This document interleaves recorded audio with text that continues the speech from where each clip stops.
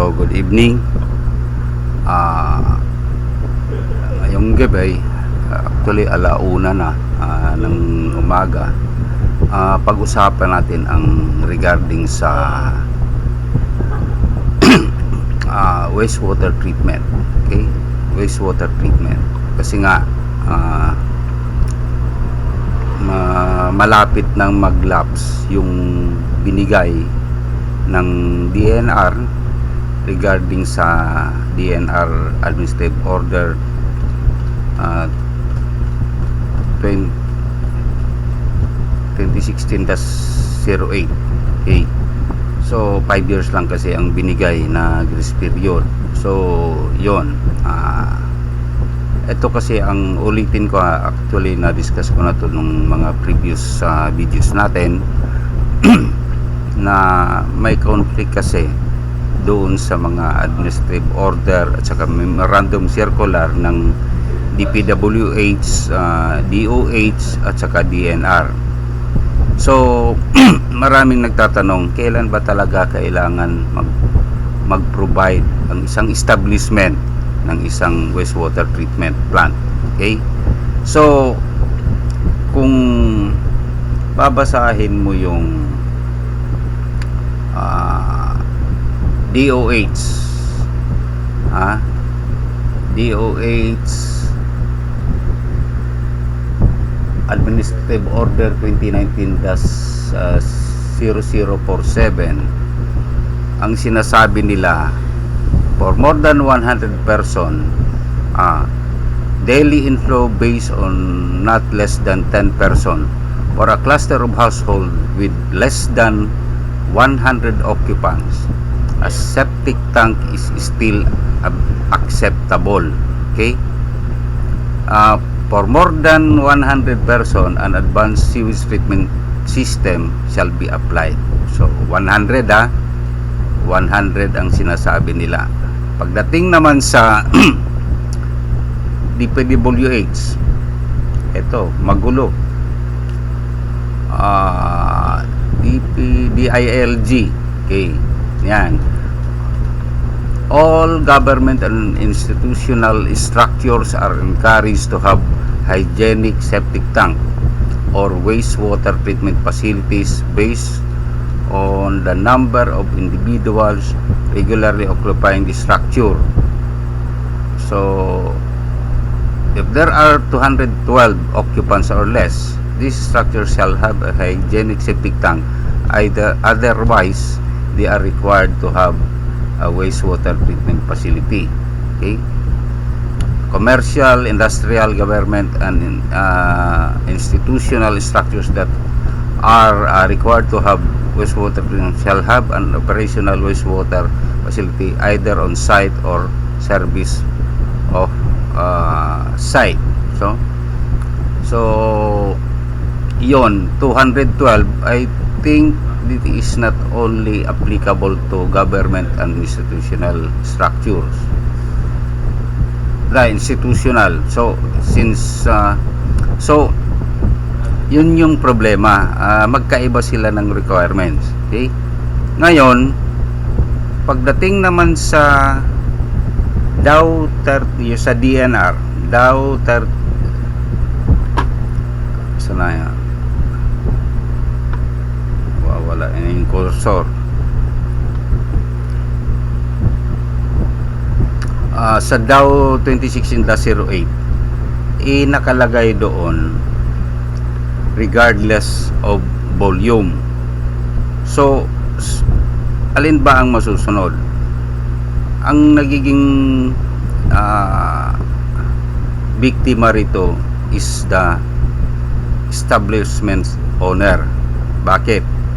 Saan ka ba kukuha ng permit, building permit? Diba sa office of the building official, which is ang alam nila 212 occupants or less, pwede pang hygienic septic tank. Ang hygienic septic tank na sinasabi ng DPWH is a closed bottom slab with 3 chamber. Pero hindi nagtatapos dyan, kasi ang sinasabing ito daw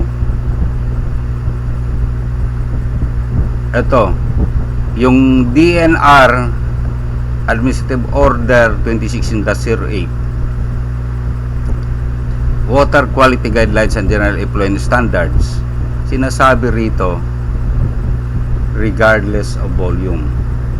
Yan, regardless of volume that discharge to receiving body of water or land. So alin ang masusunod? So siyempre, since kukuha ka na namang permit sa building official, ang masusunod doon ng Office of Building Official is yung 212 occupants. So pagdating naman sa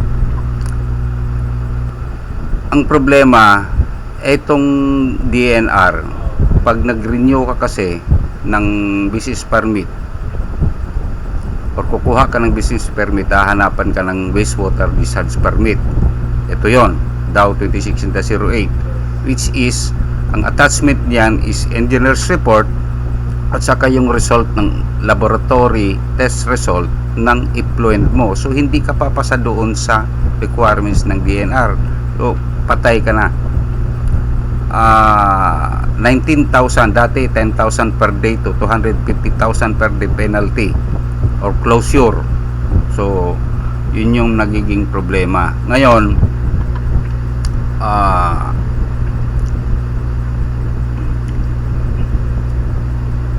Balikan natin. So the DEEDS team come up with an innovation na maaring makatulong sa pag-solve ng problema.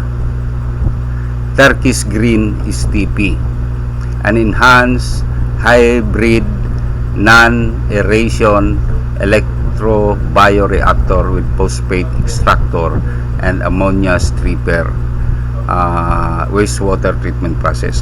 Balikan pala natin regarding doon sa septic tank. Okay, ang septic tank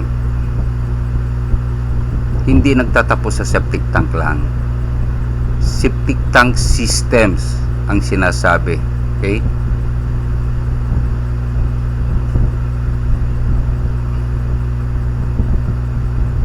septic tank systems.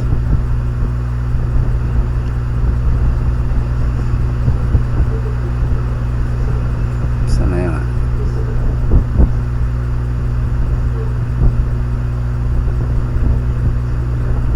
Okay.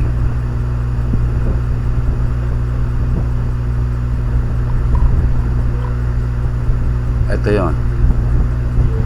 Septic tank systems. Okay, additional treatment process after septic tank. Hindi kasi, wala kasing batas na nagsasabi na if you read the Sanitation Code of the Philippines, walang sinasabi na septic tank, yung effluent ng septic tank ay pwede nang itap diretso sa drainage canal. Kasi yung drainage canal natin is intended for storm or rainwater yan. Kaya yan, septic tank system. All septic tanks, if sewer is not available, okay?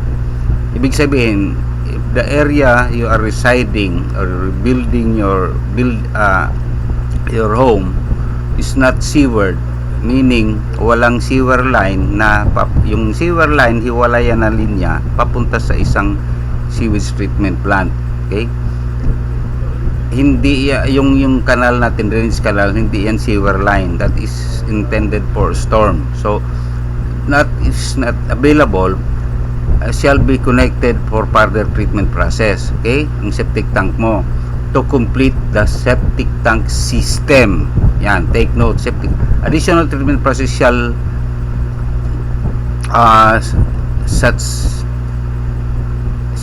be applied: subsurface disposal field, effluent filter, sand filtration, and or disinfection system. Yun yung sinasabi sa batas. Okay, kasi nga napakahirap sundin itong subsurface disposal field. Ngayon nagpalabas ang DOS ng alternative. Ito nga yung ininterpret natin na magkaroon ng filtration at saka disinfection. Ito yung sarili kong interpretasyon doon sa bago ka makapag-tap, pwede mag-tap sa drainage system. But this is only applicable to residential kasi nga kahit itong sistema na to ang gagamitin mo ito doon sa Dow 2016-08, hindi pa rin papasa ito. Napakahirap ipasa ang Dow 2016-08. So yon, balik tayo ha. So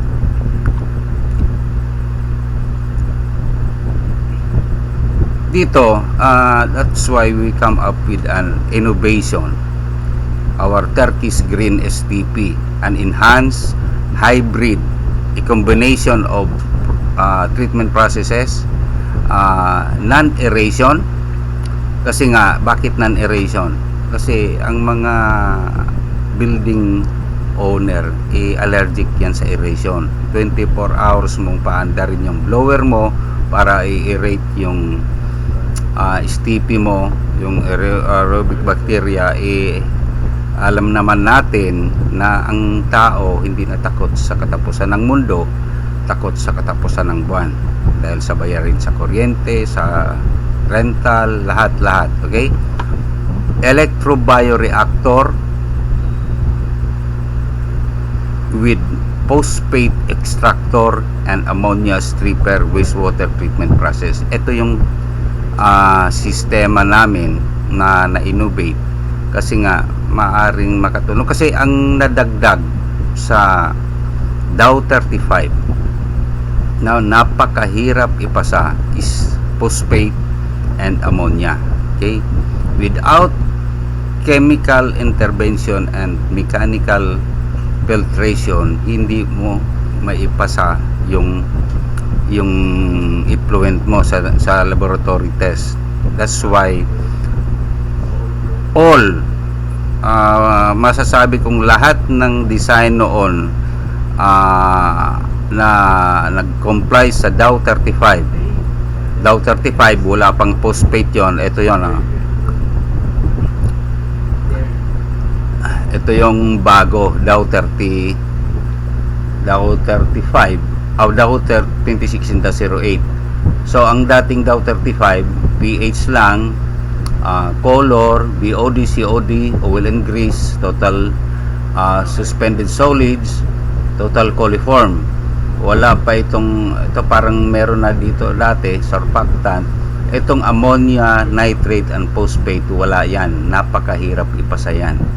Without chemical intervention and mechanical filtration, hindi mo kayang ipasa yan. So that's why all STP owners ngayon na existing, ibinigyan lang sila ng 5 years na maglalaps na by next year.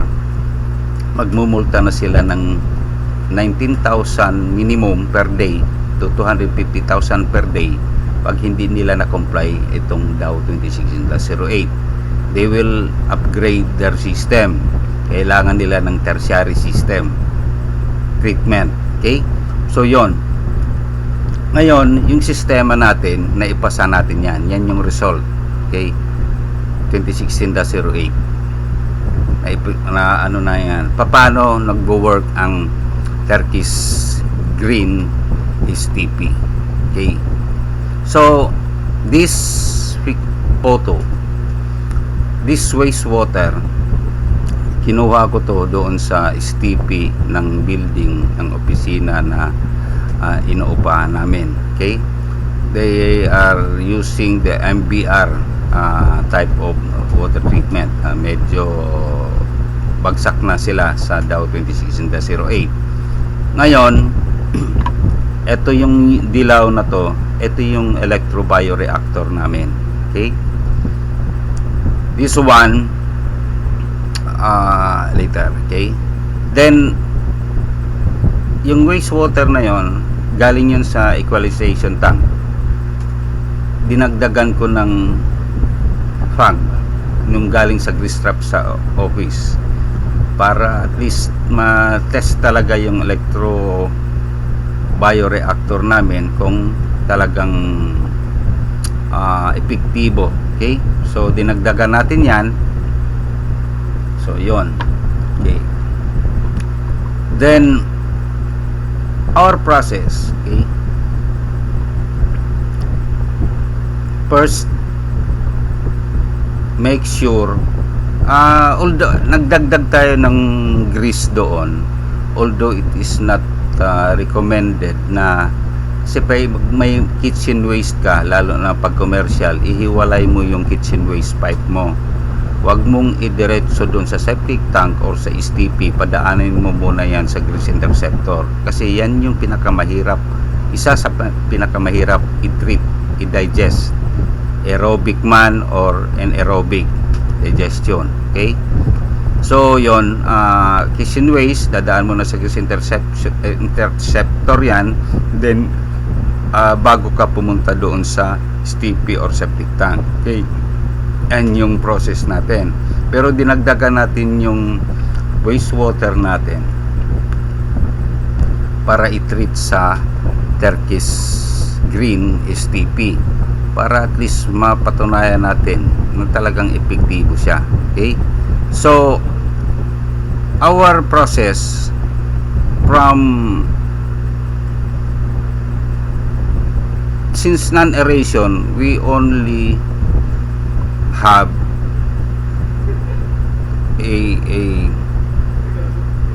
an aerobic process, kasi nga walang aeration, anaerobic ang process, parang septic tank. Okay, but we introduce first here a bioremediation and bioaugmentation, kasi nga kahit yung anaerobic bacteria ay nabubuhay kahit walang oxygen, namamatay yan pag yung wastewater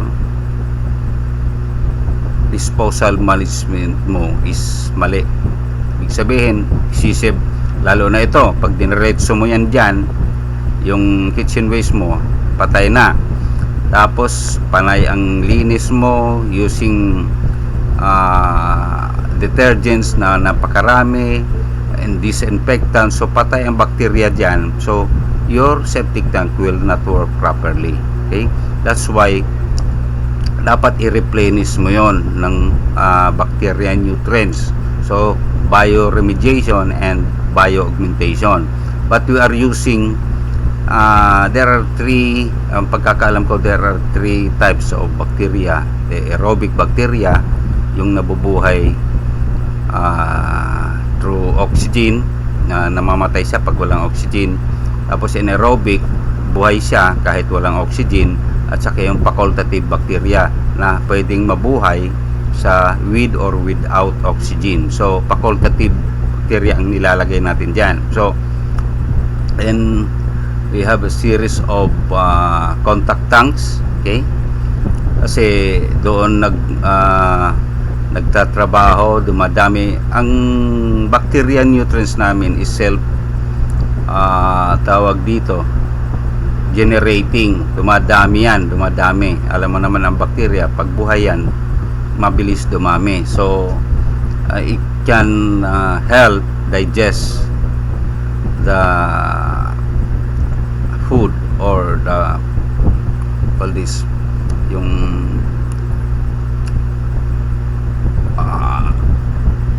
biodegradable materials na pumapasok sa septic tank. Okay, so from here, yung pinaka-effluent nya, ipapump natin yan doon sa electrobioreactor. Okay, electrobioreactor, with the use of electricity without using any chemicals, nagproduce yan ng sedimentation enhancer. Okay, para maghiwalay yung dito, yung contaminants doon sa wastewater, ihiwalay niya para madaling i-filter. Okay, so without chemicals, gumagana siya. dumadaan lang yan. Ito yung video, ha. Yan, i-ano muna natin, ha, from isa natin yan, napaka dumi, okay, halos ang itim. So niloblob natin yung electrobioreactor natin yan, for couple of minutes. Yan, i-pass forward na lang natin. Yan, lumilinaw, okay, lumilinaw yan, kasi humihiwalay depende dun sa density nung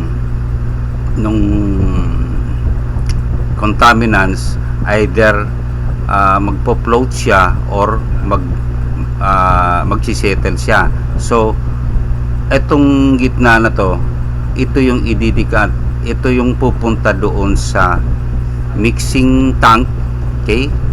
Then from the mixing tank, doon totally magre-react na yung na-produce na tawag dito na sedimentation enhancer, at saka yung wastewater, magre-react siya ng todo. So pagdating sa doon mag-mix and magre-react, then pupunta yan doon sa clarifier, okay, clarifier. Then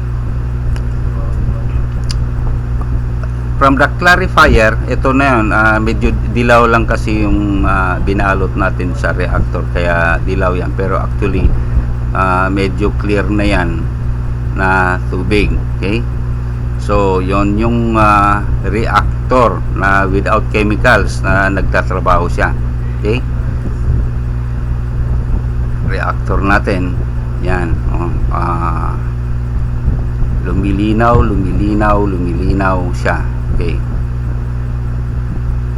Then from the clarifier, okay, yan na yung dinikant natin. Ito na yung decanted water, okay.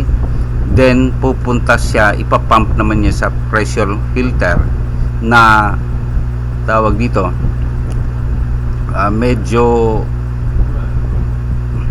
maraming klaseng filter media na laman para yung remaining contaminants matackle niya, okay.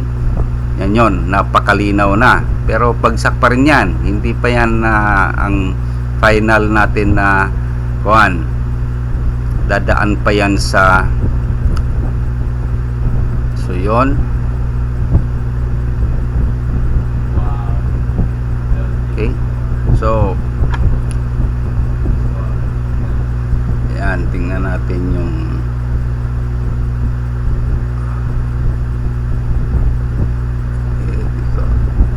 ito na yung medyo malinaw. Tingnan mo, open with LC.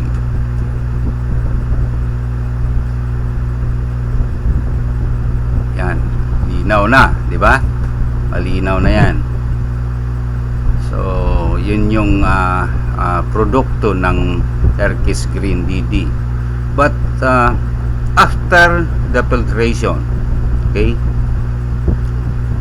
since ang bacteria, pag merong natitira pa dyan doon sa filter, kahit konti, dumadami yon. Kaya ipapadaan pa natin yan sa disinfection, either UV, ultraviolet lamp, or chlorination, chlorination. Then since itong isang parameters na napakahirap, dahil hindi ito kayang i-filter, this ammonia 0.5, napakahirap ito, hindi yan kayang i-filter. So dapat meron kang ammonia stripper, kaya meron kami niyan, ammonia stripper, okay, bago ipatesting. Hindi pa, yan, ammonia stripper, okay. Yan yung sekreto natin na pangtanggal ng ammonia. Then bago yan magsasampling, may last pa yan. Meron pang